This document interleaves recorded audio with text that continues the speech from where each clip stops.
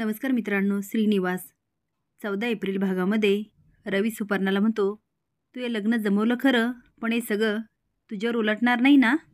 सुपर्णा म्हणते, तू नक्की माझ्याकडूनच आहे ना? सिद्धू बाहेर गेल्यामुळे भावना जाते आणि त्याची माफी मागते आणि म्हणते, खरंच सगळे सांगत होते तुम्ही खूप चांगले आहात, पण मी कधी ऐकलंच नाही. पण सॉरी हां. बरं ही घ्या साखर आणि तोंड गोड करा. सिद्धू साखर खातो. ती म्हणते, मी आज जाते हां, तुम्ही पण या. भावनाच्या बोलवण्याने सिद्धू आत जातो. संतोषने सोन्याचा कॉईन काढून चांगलंच कांड केलेलं असतं.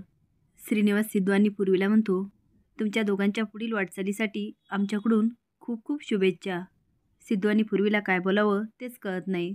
श्रीनिवास म्हणतो, लक्ष्मी. लक्ष्मी मान हलवते आणि म्हणते, सिद्धू भेट छोटीशी आहे, पण यामध्ये खूप प्रेम आहे आणि खूप आशीर्वाद दडलेला आहे. लक्ष्मी सिद्धूला द्यायला लागते. सिद्धू पण घ्यायला लागतो.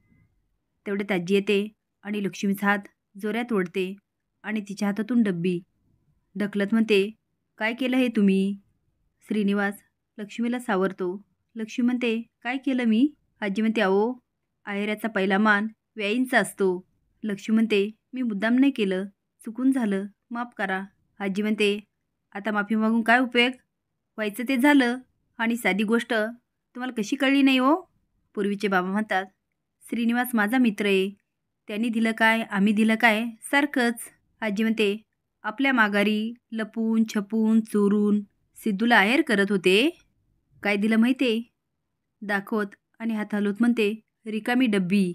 आता मात्र लक्ष्मी आणि श्रीनिवासच्या पायाखालची जमीनच सरकते आणि भावना शॉकून बघत असते. लक्ष्मी म्हणते, अहो मोकळी डब्बी नाही आहे, त्यामध्ये सोन्याचं नाणं होतं. आजी म्हणते, परत खोटं? आता एवढा काही गोंधळ होतो. सगळे घरी येतात आणि नाणं शोधत असतात. त्यांच्यासोबत संतोष पण नाणं शोधत असतो. पण काही केल्या नाणं काय घरात सापडत नाही. पण विनाच्या लक्षात येतं की नाणं संतोषनी चोरलं. ती बेडरूममध्ये जाते तर तो खूप खुश असतो आणि बेडवर मस्त पसरलेला असतो. विना म्हणते, कसं वागताय हे लक्षात येतंय तुमच्या?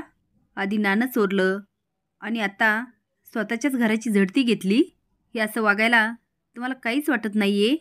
संतोष म्हणतो, मला प्रश्न विचारणारी तू कोण? विना म्हणते, ह्या घरची मोठी सून आहे मी, तुमची बायको आणि या घरातील जबाबदारी स्त्री.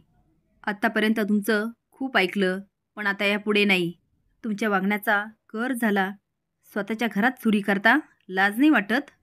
संतोष बोलायला लागतो, पण विना मात्र त्याचं तोंड बंद करते. तुम्हाला काय वाटतं, विनाने सगळ्यांसमोर संतोषचं सत्य आणायलाच हवं का? हे कमेंट बॉक्समध्ये नक्की सांगा. नवीन अपडेट जाण्यासाठी लाईक आणि सबस्क्राईब करा. धन्यवाद.